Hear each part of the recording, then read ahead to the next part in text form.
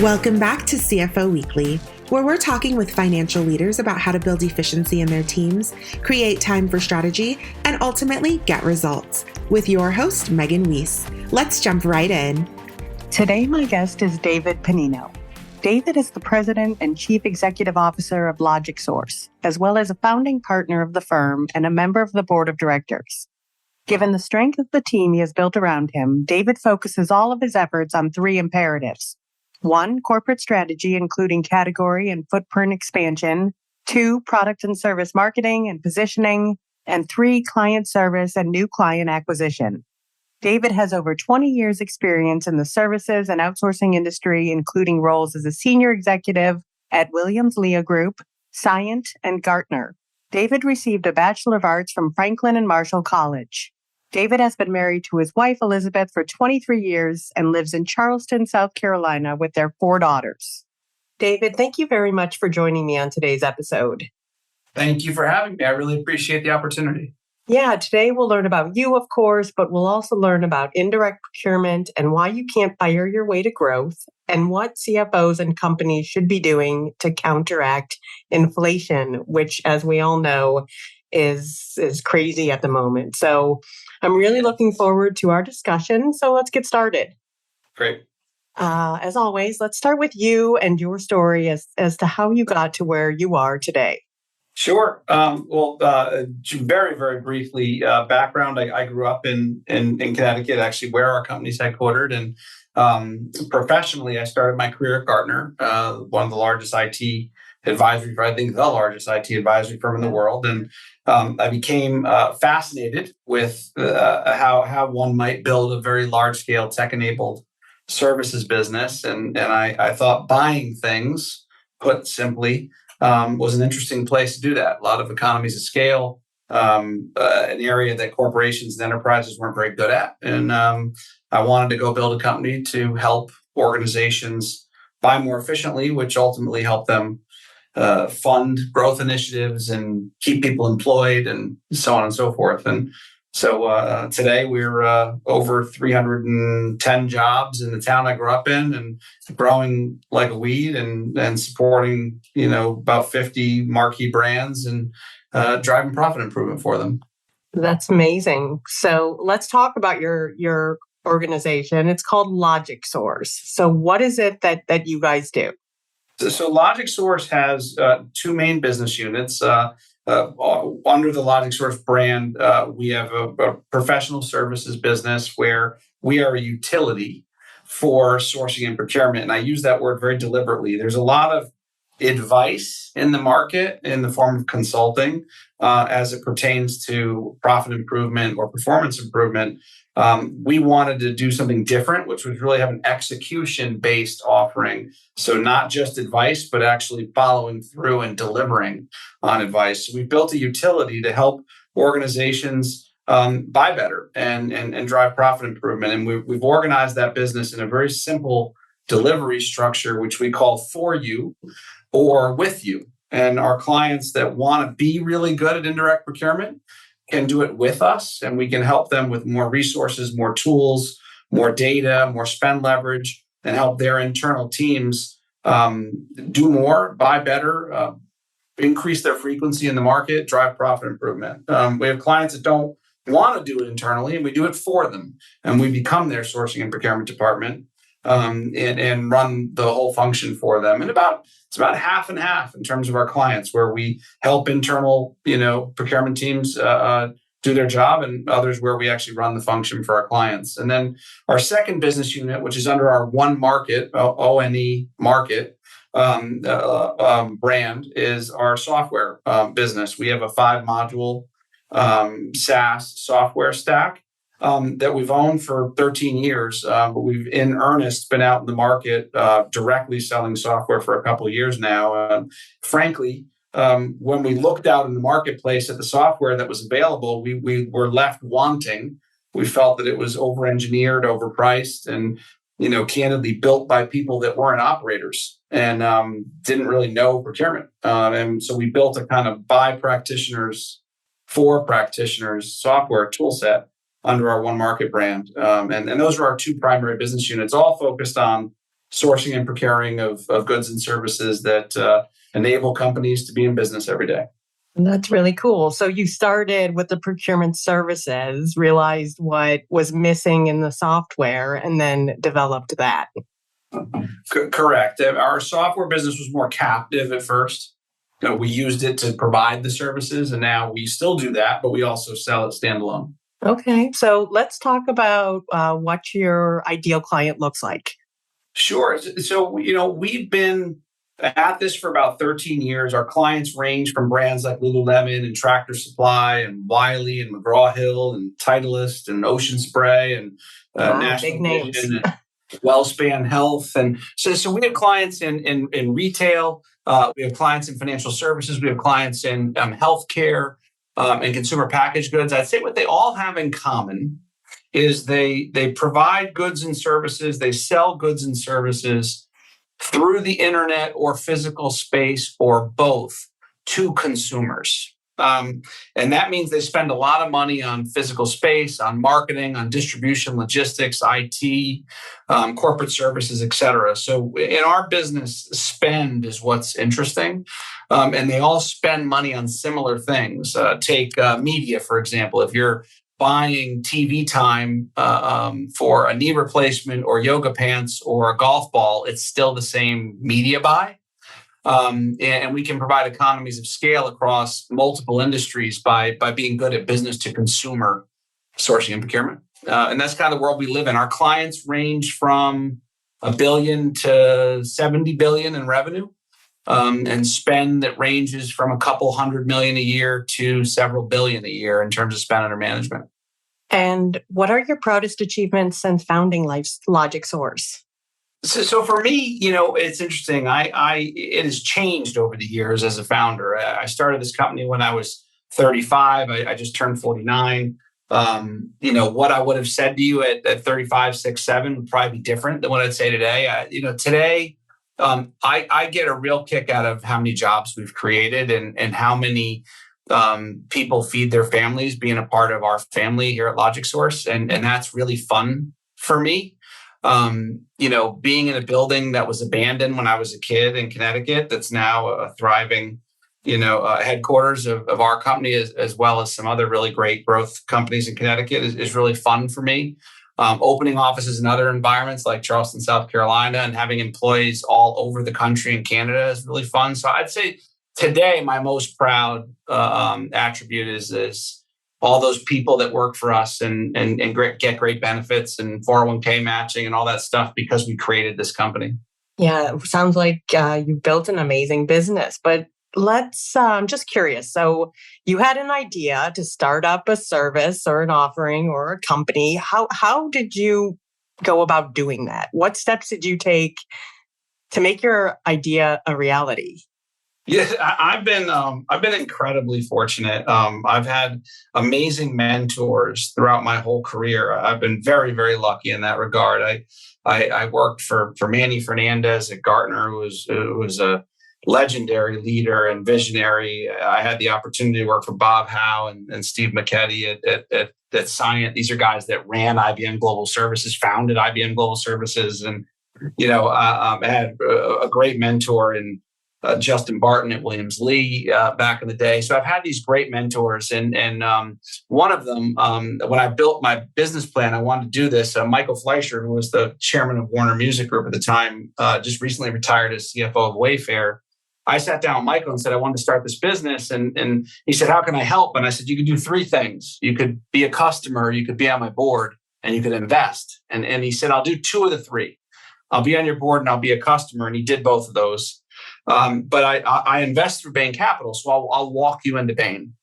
And he introduced me to Jeff Schwartz at Bain Capital Ventures, and Jeff took a meeting with me. A couple meetings in, he funded us to start the business from absolute scratch, and then we bought our software business from a private equity firm out in St. Louis, a guy named Doug Morris and his partners, and those guys were really great friends and partners who helped us start this thing up. And we were just real fortunate to have those kind of relationships where people introduced us into top tier firms. I don't know if this is a fact, but I think I'm right. I don't think Bain Capital Ventures has ever funded anything at that point in '09 from pure scratch. So it was a fun journey. Yeah. It's been very hard since then, but we're still here. Yeah, well, it sounds like you guys are thriving. So, sorry. You're passionate about helping organizations to buy better, which you have been helping companies do for the past 20 years. So how has your approach evolved in the last 20 years? Yeah, life keeps throwing us, curveballs. Yeah. They're coming faster and faster. Our business, I actually just spoke at an event where I said, our business is good in good economies, better in bad. It's interesting in shifting sands, which is where we've been lately. In really good times, a lot of what we're doing is driving efficiency to fund growth. New initiatives, pivoting off of a current business and expanding, store of the future for our retail clients, so like a Big Lots, or opening up the men's line for a Lulu. How do we create cash to go do that by freeing up capital? So in good times, that's the kind of stuff we do. And then you get into a COVID type environment where everybody was trying their best to stay open, or they were an essential business and they had to stay open and they had to keep their employees safe. And then, supply chain crisis hits and inflation hits. So it's constantly evolving. But at the core, it's all the same stuff. How do we partner with them to help them drive a culture of efficiency? How do we make their budgets go further? Find more innovative supply partners that can do more, so that they can either keep people employed or fund growth or fund innovation, or not hit their debt covenants in a bad way and things of that nature. So it's the tools and the process stay the same. The application of the results change depending on the economic environment. And how is LogicSource currently reinventing sourcing and procurement? So we think that to date myself, when I started at Gartner, there wasn't a CIO. There was an MIS director. They pushed around an AV cart. They had screwdrivers in their pocket.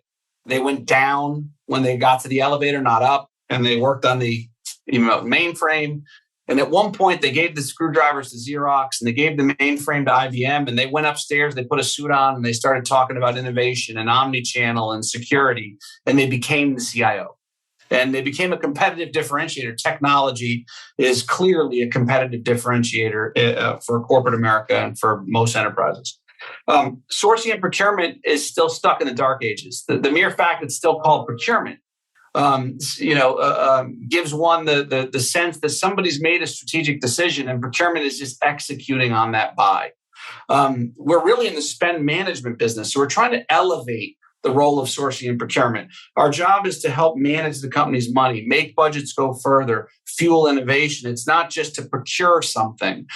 So we're trying to elevate that. And it's working. If you look at the salaries for sourcing and procurement professionals, the titles, where they're reporting in the enterprise, the last 2-3 years has been an incredible period of growth for sourcing and procurement. Not just corporations that have started and grown, but also the individuals that have chosen this as their career path. In fact, I was at my daughter's college orientation a couple months ago, and they said the top 5 majors that didn't exist when I went to college, and perhaps when you went to college, number 1 was supply chain.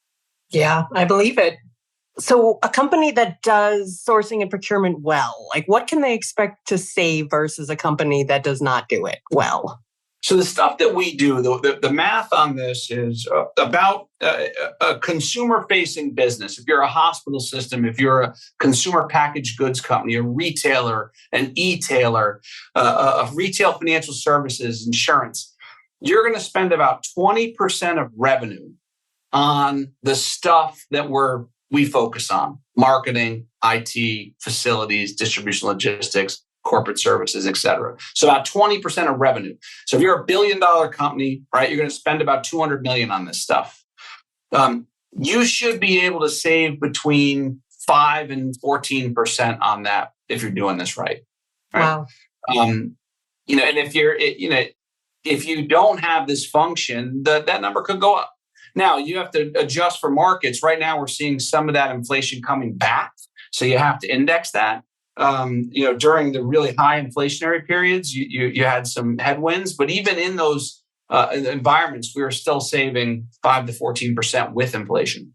So we're talking big numbers. Yeah, definitely. I mean, really big numbers. So what are some practical steps a company can take in 2022 to buy better? So I think the first thing, it's like any problem, you have to get past the denial stage. I think corporations have to embrace sourcing and procurement leaders and departments as key executives in the organization. Your head of sourcing and procurement should have a C in front of their title. This should be a chief procurement officer, a chief sourcing officer. They should report into the CFO of the organization. They should be partners in driving a culture of efficiency. They should have tools. If you can't see what you buy, who you buy it from, how much you pay for it, who buys it, why you buy it, you can't manage it. So you have to have smart source to pay solutions from a SaaS software perspective. You have to have smart data analytics. You have to have your contracts automated, scanned, coded, and tagged so you know when there's auto renewals and things like that you can source through.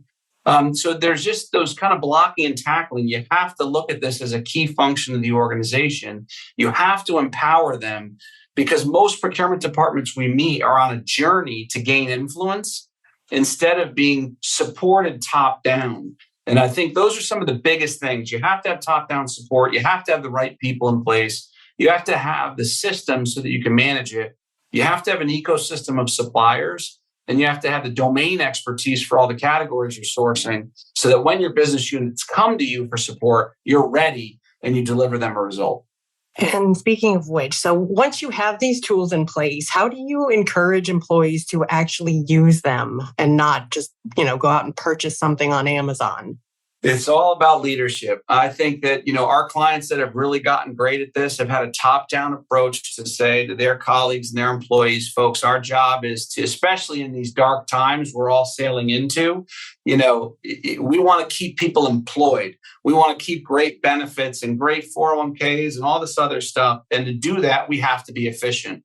So a top-down approach from leadership saying we're going to do this. So, and I can't tell you, having grown up in sales, how many phone calls you get in Q4 saying, hey, I still have budget. What can you sell me so I don't lose the budget? That is a red flag that your culture is not efficient, right? If somebody's worried about blowing money so they don't lose it in next year's budget, you have a top-down leadership challenge. These folks should be thinking about how do I drive profit improvement for my corporation? So not only can I achieve my bonus, but can I work for a healthy, stable company that continues to grow? And that's all about leadership. And you may have touched on this, but what is the value of indirect procurement to a CEO or a CFO? Yes, so one of our CEOs, I thought, said this really well. I met with him, spent a couple hours in his office, and he said, I got to tell you, when I started this conversation, a friend asked him to meet with me. And he did as a favor to his friend. And when we were done with the conversation, he had kicked his executive assistant out twice and we kept talking. And at the end of the conversation, he said, I got to tell you, when I took this meeting, I thought indirect procurement is like priority 99. He said, but having spent an hour and a half, hour and 45 minutes with you, I realized I'm right. It is priority 99, but it'll fund priority 1 through 5. So I don't want my team doing it because my scarce and valuable resources need to go focus on priority 1 through 20. But I want you to go do this so that you can fund those priorities for us. And I think that's the way CEOs should look at this. This is a specialty skill. It's very hard to justify the domain expertise you would need internally to do this really well. And results here drop directly to the bottom line and fund survival for some companies, innovation and growth for others. And it's critical. So find partners that can come do this for you and accelerate your journey into this space and free up that money. I mean, to use a gold mining analogy, this is gold lying in the riverbed. Get somebody that knows how to go pan it so that you can benefit from that return. Yeah, it's just there for the taking. Correct. So what are some common misconceptions about procurement? Procurement has a brand challenge. I think that if if we did a brand awareness study on procurement, and if we walked through Dreamforce last week, Salesforce's large event, and just grabbed the microphone and walked up to people and said, "Hey, what do you think of procurement?" If we went out to an Apple conference, a Gartner conference, "Hey, what do you think of procurement?" I think we find that suppliers to the enterprise find procurement frustrating. They can be viewed as the chief no officer, an extension of legal. You're going to slow down my process. And a lot of business executives, chief marketing officers, CIOs feel like procurement doesn't understand their business. They're just there to beat suppliers about the head. And I think that's what's so daunting for CEOs and CFOs. It's very hard to build the domain expertise to truly do category management well, which is why partners make a lot of sense that only exist. We only exist to help in indirect procurement. So that domain expertise is absolutely critical and can help overcome that brand challenge procurement has. And I'm just curious. So do your customers pay based on savings, or is it just a flat rate? Yes, gain shares and savings-based programs are a recipe for a very difficult marriage. We look at it as the money we save is your money. It's the company's money, not ours. And the amount of effort it goes to drive 20 million in savings versus 5, 50 versus 15 depends on the category and the workload. So we get a fixed fee for the work we do. We have quite toothy clauses that make sure that we have to deliver our economic value, or we see real pain in the form of rebating back. But we don't like to do gain share deals and things of that nature, because everybody ends up in a fight over who did what and what. And it's hard to budget for gain share as well, and CFOs need to budget. So as you look back on the last 2.5 years, how has the pandemic affected the sourcing and procurement industry? It was, you never want to say a pandemic was a good thing, so I'm trying to use my words carefully. Let's just say it definitely elevated sourcing and procurement because companies didn't have a choice. One, they had to buy things they never bought before, like PPE, blast screens for registers. They had to keep their employees safe. And they needed somebody that could go buy all that stuff. And a lot of it was hard to get. So sourcing and procurement had an opportunity to show how good they were by going to get things that were difficult to get and keeping employees safe. So it elevated them a bit. We also then, we had to try to drive efficiency to keep people employed and weather a pretty severe economic hit that most companies took, restaurants that weren't open, retailers that couldn't open, et cetera. So again, sourcing and procurement had an opportunity to show their value by negotiating better deals, leases, all these sorts of things. And then we had a supply chain crisis. We couldn't get things. So again, sourcing and procurement had an opportunity to show, hey, we can help you get things. We can negotiate this. So I think it's been good to elevate, and we see it in salaries for sourcing and procurement professionals. We see it in the valuations of sourcing and procurement companies. So I think in general, it was it turbocharged what was probably going to happen anyways, which was elevating the role.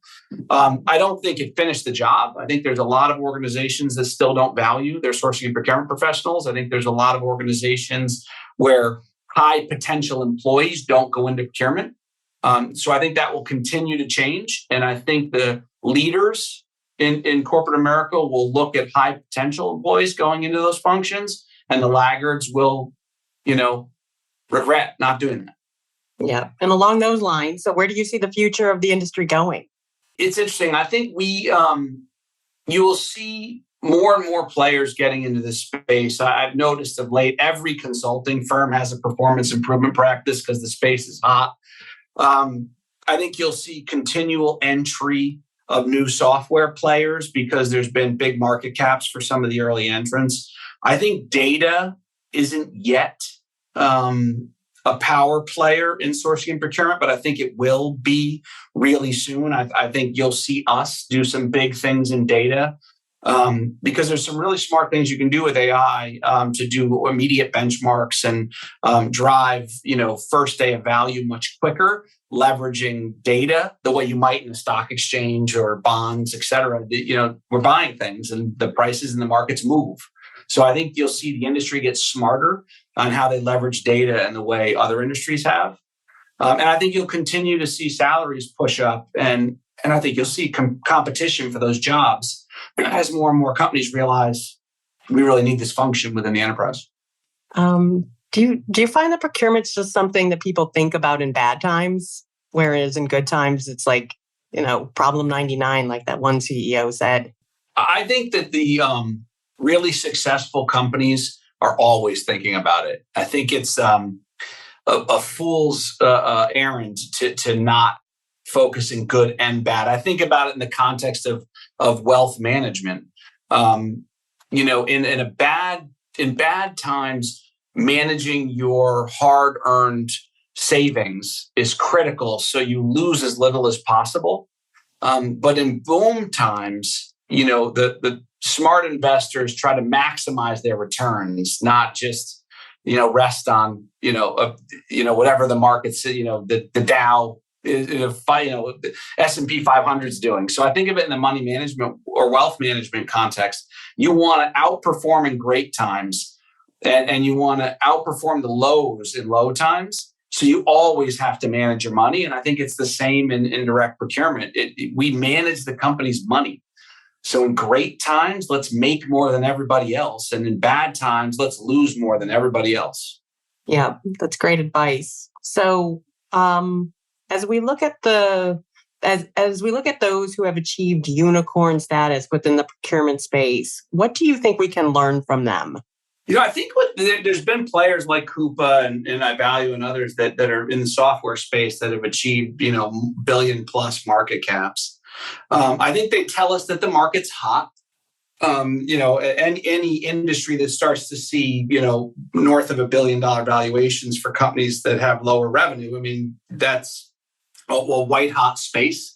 I will say it's interesting though. I think they all have to keep their eye on customer satisfaction, because there's a lot of companies that have cropped up during the last 10 years or so as procurement started to mature that have achieved big market caps and are advertising in Yankee Stadium and doing these big things, but their customers are not implementing the technology effectively and not getting the full value of the technology. And I think that you can get drunk with the market cap and forget that your customers need to be happy, or that'll come back on you. And as you look internally, what is maybe one or two of the biggest challenges that you and your teams are facing this quarter? I'm sorry, would you mind repeating that? Sure. As you look internally, what are one or two of the biggest challenges that you and your teams are facing, let's say, for the remainder of 2022? Yeah, I'd say there's two key things. I think the supply chain crisis is chilling out a little bit. I think there was a lot of inflation that was legitimate, and there was an awful lot of price gouging. And I think the price gouging will be illuminated, and those that played those games will be in pain going forward. I think the two biggest challenges will be, we need the economy to pick a direction, because CFOs and constant sand shifting under their feet is not a good combination. So if it's going to be good, great. If it's going to be bad, fine. But it's constantly changing that I think creates indecision that is damaging to any of these kind of decisions, whether it's picking a new supplier, negotiating a new partner, trying to drive initiatives like cost takeout. We need some stability here. So I think that our biggest challenge is getting CFOs to pick a direction and stick with it. And the economy keeps, getting them in a position of second guessing themselves. I think the second thing is that this talent will continue in this space to be hard. I think there are those that believe the great war on talent will continue even in a recession. I don't necessarily agree with that in a lot of job functions, but I think in sourcing and procurement, talent is going to continue to be difficult because there aren't enough great category managers, great sourcing and procurement negotiators out there. So companies will continue to see resignations and people going to find more flexible work environments and more fun and more money. And lastly, what advice do you have for CEOs who are looking to drive, or even CFOs looking to drive strategic value to grow profitability? I would say, have an initiative to profit mine in the field of indirect procurement. There's a lot of money here. And it's not just rate-based savings, negotiating better pricing, but there's a lot of process improvement opportunity. There's a lot of value engineering and specification rationalization opportunity. This is a very rich area that if they don't have an initiative here, they should. I would also say, having been a consultant, consulting is not the right model. Consultants lovingly don't buy anything and they don't do anything. So when you're looking to drive efficiency in indirect procurement, don't start by writing a check to a consultant. Get folks that can actually execute and actually bring spend leverage and relationships and volume to the party, and make them show you on their nickel before you write a check. But I would say you have to have one of your strategic imperatives as a CFO has to be, how are we going to take 5 to 15% out of indirect procurement in 2023? And how do we start right now? Because by the time we do the analysis, January 1's upon us. Great advice. David, thank you so much for being my guest today.